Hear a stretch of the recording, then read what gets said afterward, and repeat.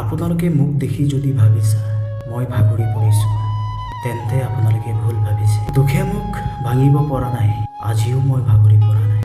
নমস্কাৰ প্ৰিয় বন্ধু বান্ধৱীসকল, আজিৰ কবিতাটো শিৰোনামা হ'ল মই ভাগৰা নাই।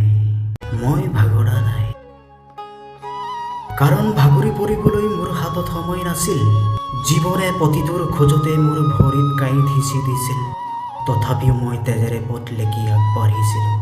মই হাঁহি থকাৰ মুখখনৰ আঁৰত কিমান যে অশ্ৰুৰ লুকুৱাইছোঁ, সেয়ে কেৱল মোৰ নিশাবোৰে জানে। জ্বলাই যন্ত্ৰণাই মোৰ বুকুখনৰ শতবাৰ ধৰিছে, অভাৱে মোৰ সপোনবোৰ ভাঙি পেলাব বিচাৰে। মানুহে মোক তুচ্ছ বুলি হাঁহিছে, কিন্তু মই ভাগৰা নাই।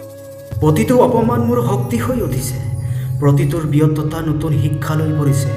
দুখে মোক নমাব পৰা নাই, কষ্টই মোক ধমকাব পৰা নাই। মোৰ হাতৰ ঘাম, মোৰ চকুৰ পানী আৰু মোৰ বুকুৰ জুই, এই তিনিটাই মোৰ সফলতাৰ বাট গঢ়ি তুলিছে।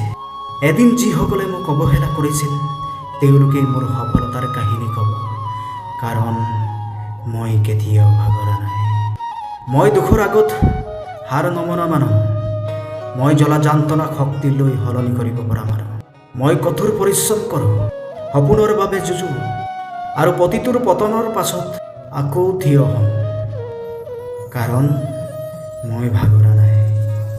মই এতিয়াও আগবাঢ়ি আছোঁ, আৰু এদিন সফলতাৰ মোৰ নামৰ কাষত লিখা থাকিব, মই যে